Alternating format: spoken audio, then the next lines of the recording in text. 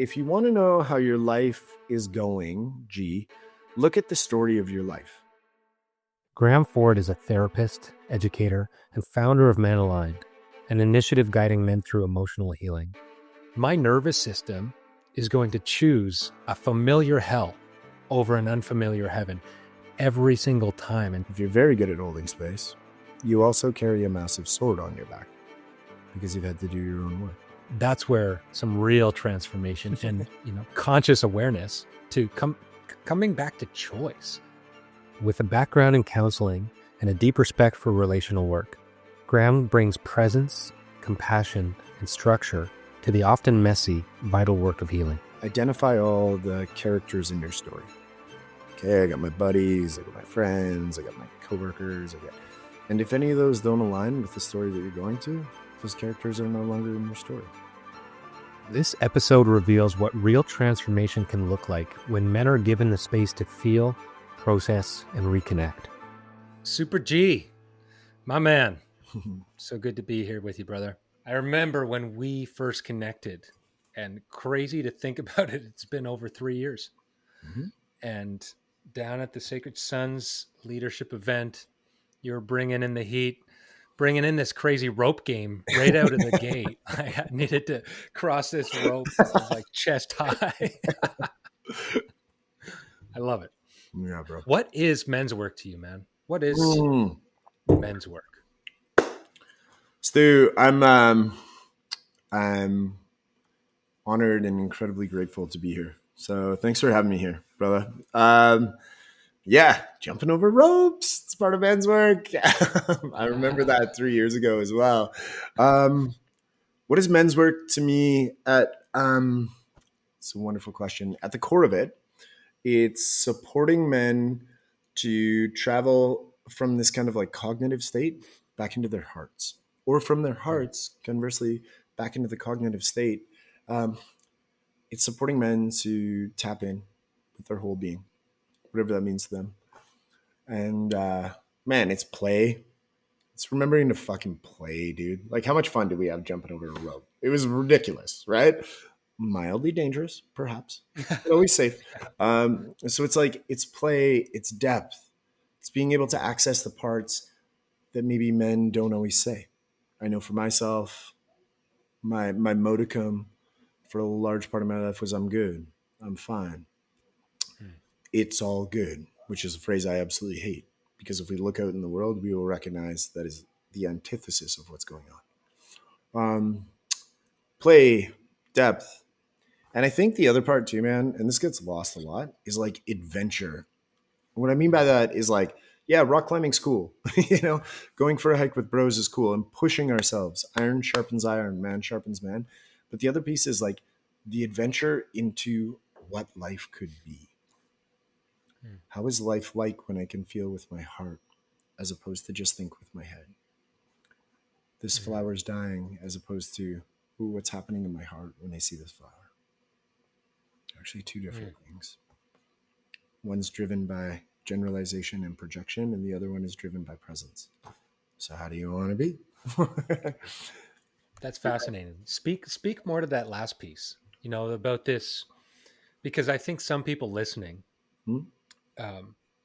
might not even have much discernment between expressing and explaining, right? This kind of like rationalization versus, what you're talking about, this feeling center, the presence. And I'd love to hear more of what you think about why that is important and really what it is. I love that, Stu. I love that. I'll give a little example. Hopefully someone might resonate with it. If not, that's okay. So I have a son who's 19. Star of my life. Love this man. Now, when he was little, and I was pretty young when I had this young man, when he was little, I did exactly what I'd seen and been taught and hadn't seen other good dads do. I would come up to my son every day and I'd say, you know how much dad loves you? You know how much dad loves you? Daddy loves you so much. Give him a hug, little peck on the cheek. He'd look at me and go, yeah. Then one day, A friend of mine who became a mentor was over at my house. My son was about 8. Did the same thing, brother. Hey, bud, you know how much I love you? You know how much I love you? Off to bed he goes. Used to do the same thing with my ex-wife. And my brother turned to me and he said, hey, bro, do you always ask him that? I say, yeah, at least once a day. He said, have you ever tried asking him something else? I said, what do you mean? He said, ask him if he can feel how much you love him. And I was like, huh. So I did. All the sudden stew conversations came online. Yeah, Dad, but not right now. And this is why. Most of the time, Dad, but not yesterday. And this is why. Wow. My son became my sharpening stone, and I became his sharpening stone. This is the difference that you were speaking to earlier. Like, how do we experience it versus how do we think about it? Right? Our stories are only as strong as our thoughts, right? Me and you know this. Educators, how many kids have we worked with to come in who are like, Mr. Murray, Mr. Ford, I simply cannot do math. It's an allergy of mine. I cannot do it. I've been told for years I can't do it. Numbers, I'm good to 3. Beyond that, I know I'm in grade 9. Beyond that, I don't do numbers. Okay? So like it's a waste of your time and my time for me to be here. And what do me and you do as good educators? We listen. We try not to laugh out loud. And then we go like this. Stay. Stay. We can help you experience numbers, but we're not going to go through the cognitive way because I'm hearing from you clearly. That ain't the way to numbers for you. That's cool. Guess what's going to happen when we go outside and we do reps? And we do groups of push-ups. 5 push-ups, 3 groups. How many are we do in total, bro? Because it's going to get hard halfway through. You're going to want to know if you're at 7 or if you're at 2. And watch. But that's the difference between like knowing, having cognitive skill, but also having an awareness of experience and what's going on in the somatic body. Let others guide us. Right? What about the people listening though? Like, maybe the individuals who've made it pretty far in business, who've learned that expressing emotion is more of a weakness. And if I get too soft or too emotional, well, then I'll lose my edge. What's your thought on that? I played a lot of hockey growing up, Stu, so I feel like I can resonate with this mentality a bit. Avoiding emotions or avoiding emotional intimacy or connection is a way to keep us safe, right? We avoid what keeps us safe. Like we avoid things that may be a challenge in order to keep us safe, I should say. What I would say to men like that is this: honor what's kept you safe for a long time and got you to where you are in this moment. And also recognize that is no longer the salve that you need. And you will know this by looking out at your community and your relationships. What is the salve that's being requested? I don't know. You in partnership, I just want to hear how you are. Hearing how you are is actually, I want to hear if you're feeling something. Doesn't matter what it is. That salve of keeping it down worked at a certain time in your life and you're no longer there, because if you were there, you wouldn't be questioning. If you're questioning, it's an invitation to listen, to use the golden ratio, 2 ears, 1 mouth, and listen more in your external world. What is being asked of me? And if you want to get real crazy, hippity dippity on it, Stu, we can pull out crystals and we can say, what are the gods asking of me with my life? Because in my experience, the pro tip is this: they will keep asking until you do. And there'll always be a distortion or misalignment until you step into that in some capacity. And stepping into it, in my experience, is quite terrifying. Yeah, I'm glad you even mentioned the terror on the other side, because I think the texture of those kind of look and feel different. Like on one side, there's a whisper. I do Yeah. think the whisper is there, and Mhm. it's coming from the gods, and it's always there. And sometimes it comes out as a roar. It comes out as like depression, dissatisfaction. Mhm. All the way to these extremes of where some people choose to just no longer inhabit this body. Mhm. And then on the other side, like that shit's scary to Mhm. take a change, to have the courage to feel what's been suppressed down there, to have the conversation that's been avoided, to take the step that you know that's been needed to take, but you've been terrified to take it. That's Mhm. like that's like a capital R resistance of the thing that we're actually being called to move closer to. Mhm. Absolutely. And I love that, Stu, because like something I heard once from my brother Calais um, was really helpful for me was that like we're both yoga teachers, right? So we've heard this before, but it stuck for me in a different way when he said, we die to ourselves a million times a day, a million times a day, at least. That's like if you're literally just sleeping and maybe getting a couple snacks.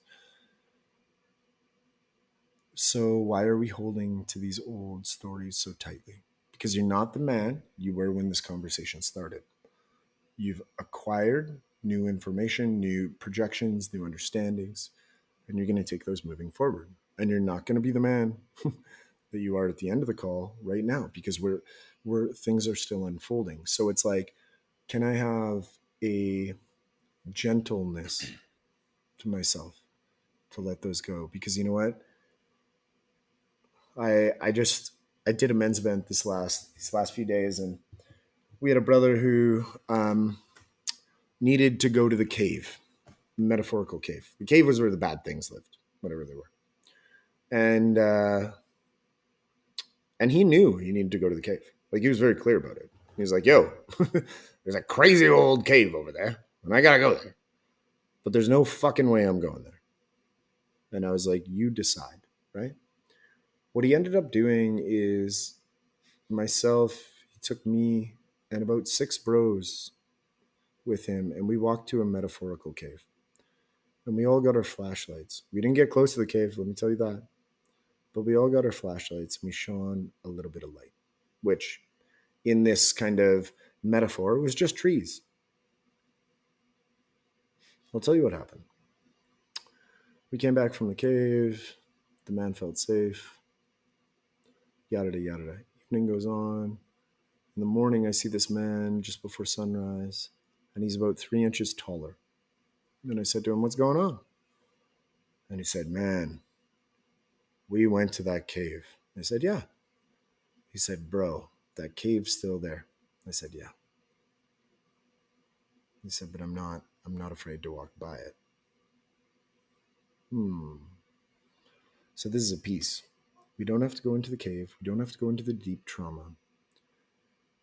But if we can instill within our central nervous system that walking by that cave can be a safe place with friends or not, then that cave is no longer taking this much energy out of us. Because the cave is Mm-hmm. trauma that we'll all experience in various different ways. There's no big Mm-hmm. T trauma, there's no little t trauma. That's not a thing. Trauma is something that happens to you that you have no one to express it to. That's what it is. And it's scary. It's scary.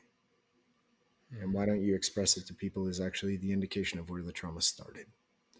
I didn't tell dad because I was nervous that yada yada. Well, guess what, friend? That tells you that you were already alone long before the trauma started. That's what trauma is. So, like a brief, you know. Mm-hmm. It makes me think of what Dewey Freeman says, or he said to me, is you know, we're wounded in relationship and we heal in relationship. Mm-hmm. Yeah. And I think recognizing the power of that is such a critical piece of the connection, of the power of that witness. And I think about, like, I'll speak to myself. I found myself repeating cycles in relationship of feeling attraction and Mm-hmm. then moving through it, the passion fades and I'm out of there. Or I found myself repeating patterns in my life Mm-hmm. and blaming, criticizing external events, or shaming myself for finding myself in the exact same position again and again and again. Mm-hmm. And until I started to realize, like, my nervous system is going to choose an a familiar hell over an Mm-hmm. unfamiliar heaven every single time until I start to be able to bring whatever is operating in the unconscious, all the places that I don't want to touch, up, up, up, up to a place that it can be seen, can be witnessed, and can be moved through. Mm-hmm. That's where some real transformation, some conscious awareness to coming back to choice, at least having a choice with what I want to do. That's I love that, Stu. I want to speak to the Dewey quote in a moment, but like, Yeah. yeah, that's Kevin Walton speaks to that a lot, right? Like, with this awareness, what do I decide?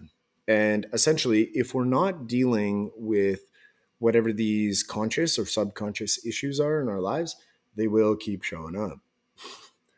How many guys, Stu, have me and you worked with where we're like, the story is basically this: oh, I was in a relationship, but the partner wasn't being kind or was being crazy, and I had to end this for my own betterment. And when you peel back the layers, 3 or 4 layers, it goes, oh, my partner was being crazy, they weren't being kind, and I had to leave. That's not actually about your partner. That's you.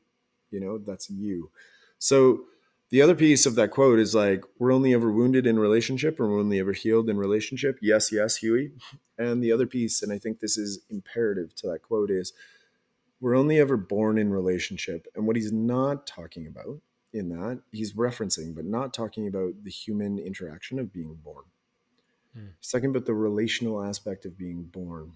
Whether I'm born in relationship on my sup board today, whether I'm born on relationship with my cell phone provider today, whether I'm born in relationship with whoever, and then I'm only ever wounded within the context of that relationship. Me and my cell phone provider have a very tumultuous relationship, and I'm only ever healed in that. So how do I heal my wound of my cell phone provider? It's through the relationship with them. It's usually about 3 hours, but we get there. So, so like, what relationship are you being born into in this moment, and what relationships do you want to be born into? Mm. Because that's really, those are unique different pieces.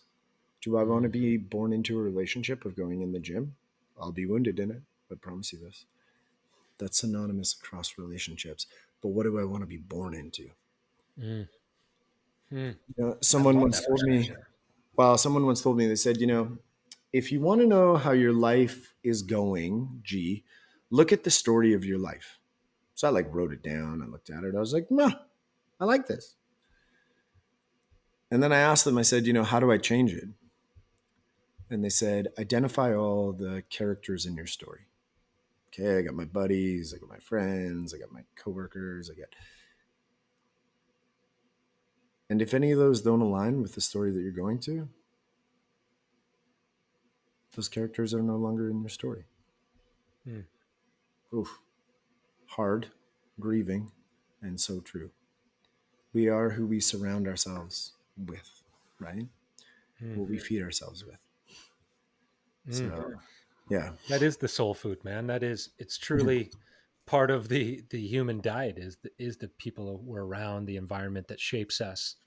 I love that, man. You're just dropping codes, and it's stimulating a lot. And I'm like, one thing, coming back to Kevin and conscious creatorhood, Yep. with this awareness, what do I decide? Oof. I mean, so many men I talk to don't even realize they have a decision. Mm-hmm. Like, even this wording has been on my mind of, like, I've been talking to guys on calls and they're saying, well, I need to, I have to. Okay, so where's your choice in this? Mm-hmm. Mm-hmm. Where's your ability to choose what you want to do, choose who you're around, choose the life that you actually desire, and actively build from there? Because, like, one of the key things of, like, the masculine essence within us is the structure and the direction. Absolutely. And if I don't have the structure, if I don't have the direction for my life, well, then I'm going to be at the whim of whatever breeze comes through Mm-hmm. to move me to that, and then I'll just perpetually be a victim to external forces. Yep. That's going to keep me incapacitated to be able to ever come back to choice. Mm-hmm. Yep. So the guy who's hearing this is like, yeah, you know what? Like, I've been drifting in my life. Mhm. Yep. I I need the mirror because I've Yep. been wearing a mask. Totally. And I see, listening to G talk, like I'm feeling this. Like I need that reflection. I need to come back to who I am and actually get clear on Yep. that.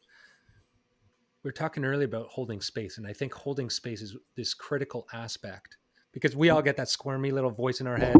Mhm. I've got that squirmy little voice in my head that will make up stories to justify why I'm staying stuck exactly where I'm at. Mhm.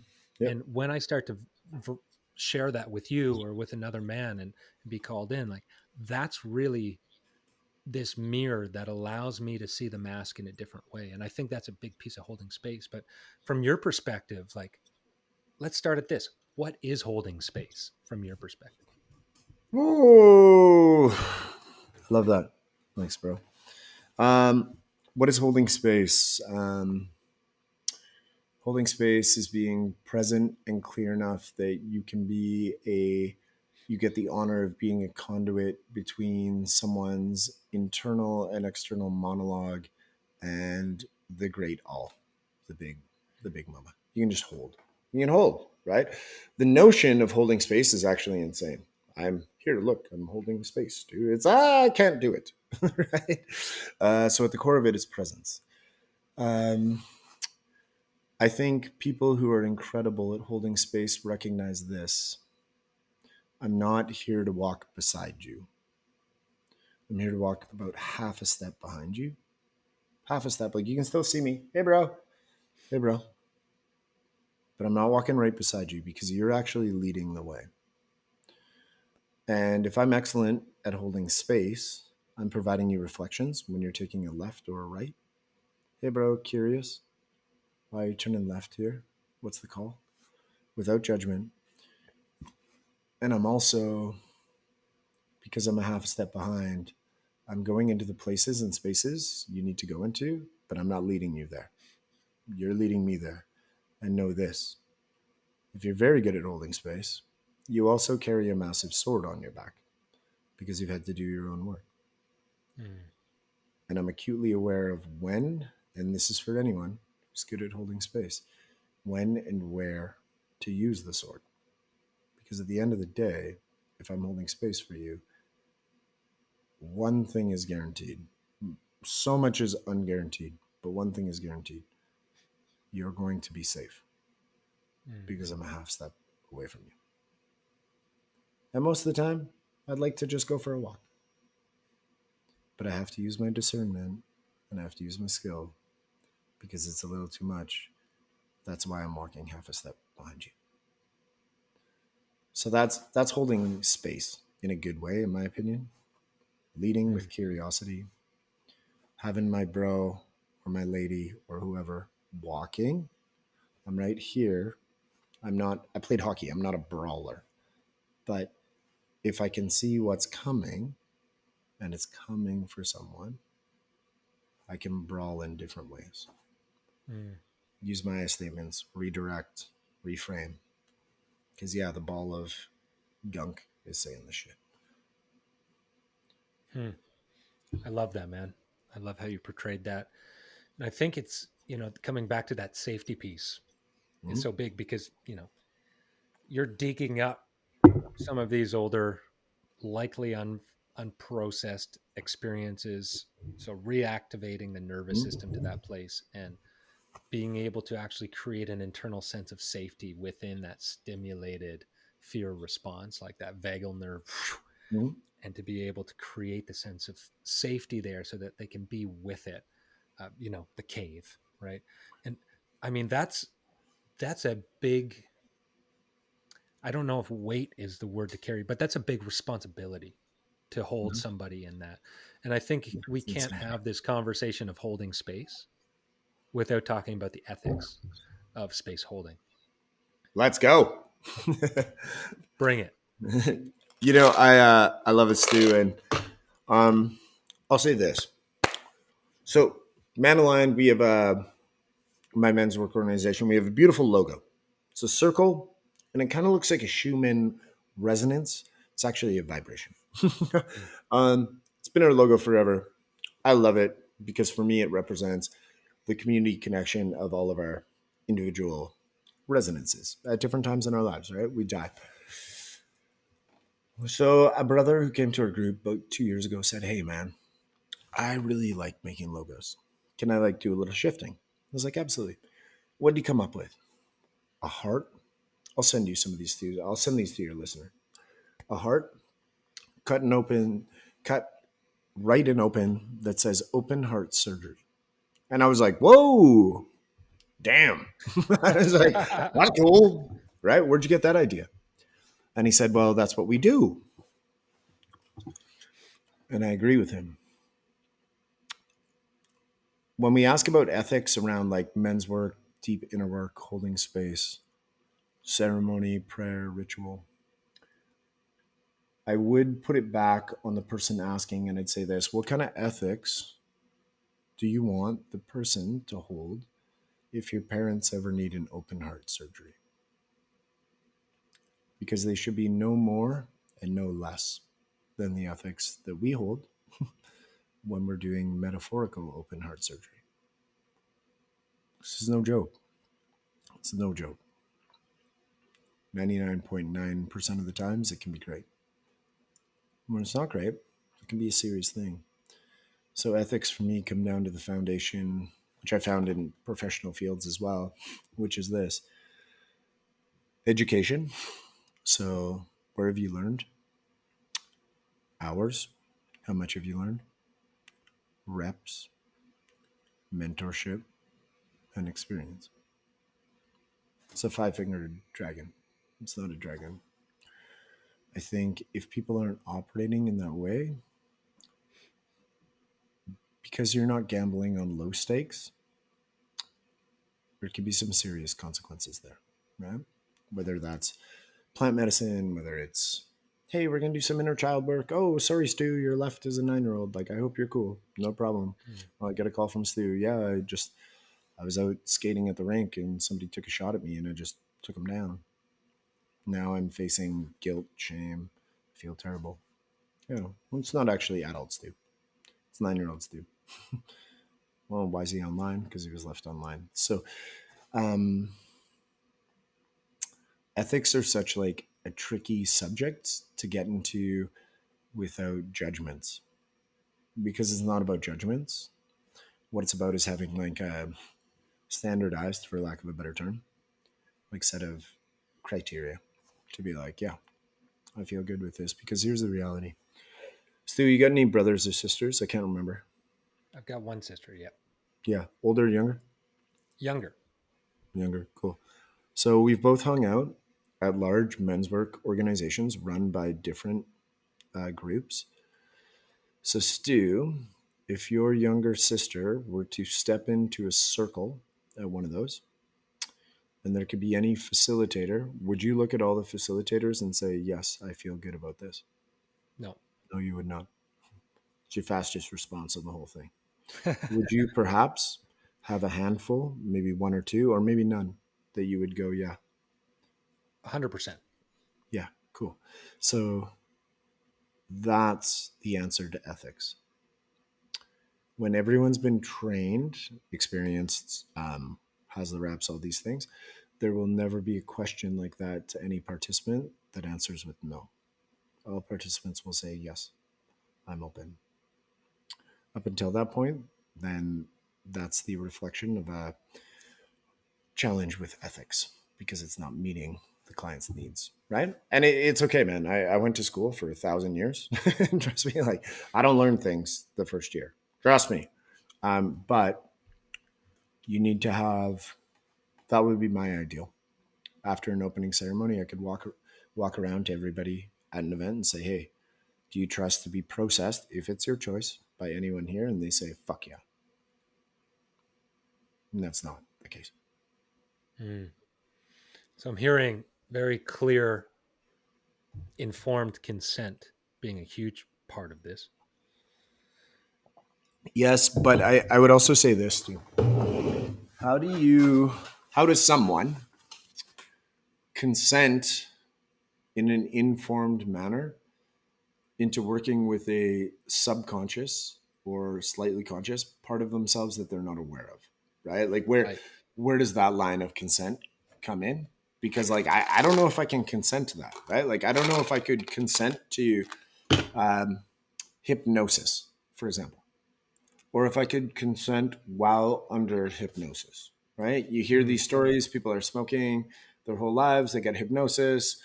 Question, hey, do you want to quit smoking? Yeah. And boom, things are good for a while. Is that informed consent? I'm not sure. That's just a question for me and you to riff off. But, you know, because it's open heart surgeries. So then what are things somebody, because we're now talking about a realm of like somewhat abstract, because we're talking about the subconscious, we're talking about the unconscious, we're talking about these, the part of the iceberg that's under the water. Mm-hmm. How somebody moving into this space, maybe who's been working, with a coach or even a therapist or Yeah. in any kind of circle environment where vulnerability is brought there, like what is somebody looking for in that space, whether that's internally in their body, what are they looking to feel, or what are they looking for in that individual or any of the individuals in that space to feel this person could hold me. Ooh. let's come light, Stu. Let's Here's um a bunt. yeah, exactly. What are people looking for? Honestly, Stu, I think whether it's from a men's work perspective, educational perspective, therapeutic perspective, what people are looking for when they're reaching out at the baseline is I'm looking to feel safe. Hmm. Like I'm looking to feel safe or safer than I feel currently. Whether that's with my therapist, with my men's worker, with my Pilates instructor, it doesn't really matter. Um, but that's my goal. I return if my safety increases. Hmm. I do not return if my safety remains or decreases. Um, and for me, I use this in like an explanatory way for like folks who keep coming back to events, men's work events, or clients who keep coming back for therapy. I'm like, oh, what am I representing here? I'm actually a safe space. Might be the only one in your life, but I'm right here for it. So be safety for Hmm. me. That's why people come to this stuff, right? Like, and Stu, me and you have worked long enough in this space to know this. We'll walk around, we'll ask, we'll just ask people, hey, how are you doing? Using our eyes. So how are you doing? And then I'm just going to hold space and I want to hear. And inevitably, Stu, in any event you do, and events we've been at together, and events I do, we get one or two guys who well up in tears. Sometimes they start crying. Sometimes they go to the ground. Sometimes they say, "Oh man, I got a bug in my eye," because they felt that unsafe up until that point to hear that someone actually cares about how they're doing. Not talking deep stuff. Not talking any of that. I'm literally talking like, "Are you warm enough? Would you like a hamburger? Can I get you a drink of water?" Hmm. And they're breaking at that point. And this is the importance of the work that we do and that your listeners do. People are dying who don't need to die. And a lot of those people who die are walking around with that. Please don't Hmm. ask me how I am. That's real. That's fucking real. Hmm. Yeah, safety. Safety. And I realize there's people that I feel safe around, and I think my discernment and my attunement to what is safe has evolved over time Mm-hmm. based on what I understand about how somebody carrying themselves in a good way actually looks and feels like. Mm-hmm. And I'm curious from your perspective, as you've experienced all different kinds of facilitators, the full spectrum, and you've been Full in spectrum. facilitation yourself, like Mhm. what are some of the inner workings of what creates safety in Mm. relationships? Yeah, it's a great question. Thanks for that, Stu. First piece, safe within self. Mm. A calmness that radiates. It just like it kind of expands out. Um, it's just a personal preference, but also something I've seen. Less words, more breath.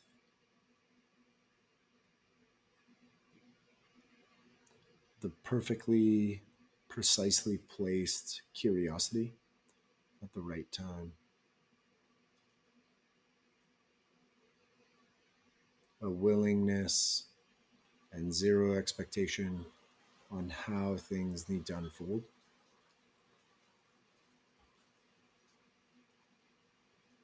A sturdiness, I guess this is it's a funny word, but a sturdiness in both the physical stature, the heart awareness, and the emotional awareness that if things get a little tricky here, there's no other person you'd want than that one.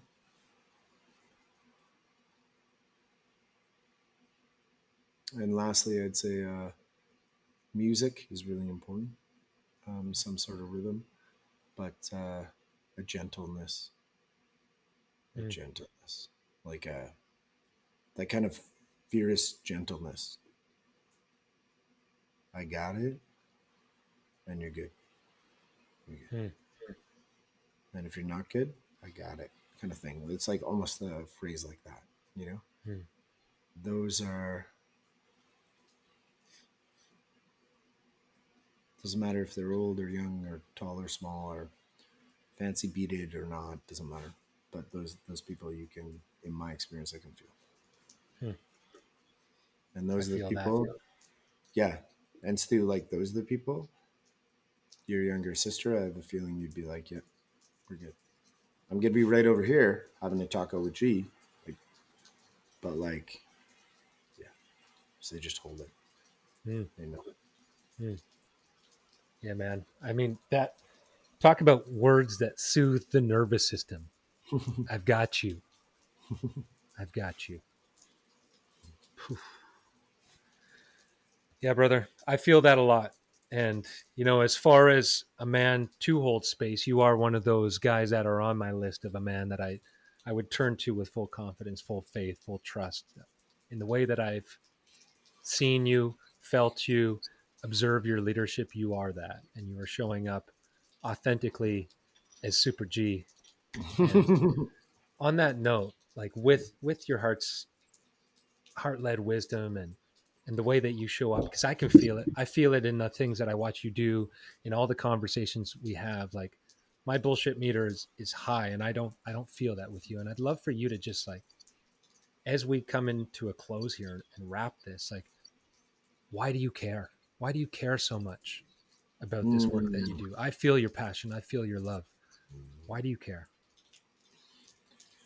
Shoo-wee! Thank you for all those kind words. Um, I feel those deeply. Why do I care, man? Hmm. There's so many reasons, but I'll start. I'll start with the external. I care because I know good dudes who've died. You know, whether it was an overdose or an accident. I know good dudes who are dying, making choices every day, dying. Think about their kids, think about their partners. And I want to create a space so they have a space to go and just even say, fuck man, today's tough. I care because I would not be here without men's work. There's no question. I got scars on my body. Um, I care because it makes me show up in a better way for my son, for all his friends, for all those down the lines. I care because I care about what's happening in the world. I don't want to fight more people. I don't even like fighting. Even if I get lucky and I accidentally tap you on the chin and you stop, my knuckles hurt probably more than your chin. I want to create a world where kids can run around, do what they want till nightfall, come back. I want to show men that we can be more. We fucking more. We can be protectors and lovers in the most beautiful way. And I don't want people to forget that. I want you to know you can be a badass hockey playing motherfucker and care about your heart. Let's go and check somebody, you know. Yeah, I do it because one day you're gonna have kids, and your kids are gonna have kids, and I have kids, and my kids are gonna have kids, and so on and so on. And they're gonna feel safe. They're gonna feel safe. We'll teach them how to be safe, and they're gonna feel safe. And all the little girls who become women are gonna feel safe. We're gonna cut down the trees when we have to, only absolutely when we have to. Never before and never after. And when we do it, we'll have beautiful ceremony and prayers and rituals. And we'll make the biggest longbows you can find. And we'll protect in a beautiful way. But that's what we do. That's why I want to do it. That's why I do it. I don't need anyone else dying. Enough of that. Dying's like so 1996, 1994, right? It's so kind of never mind by Nirvana. We're done. Those are great songs. We can listen to them again, but let's get through this. Literally, no one is more than a phone call away. Fucking text message, a snap message. I don't care. And if they're the characters you want in your story, guess what happens? They show up. Stu, I need help, man. I don't know if I'll be here in the morning. Guess what happens? I'm waking up. Some knock on my door, and you're like, "Hey, bro, you got coffee?" Right? So it's all available, but we have to make it become something that's normalized, I guess. Like a better term. Amen. Thanks for your leadership, for your vision that you keep holding, how you keep showing up every day, even when you have no idea what the fuck you're doing.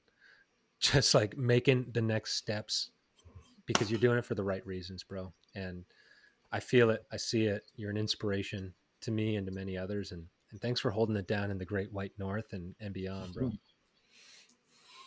West side, east side, buddy. They're going to come together and connect. They're going to come together and connect. We'll do something in like Quebec or Ontario or something. It'll be good.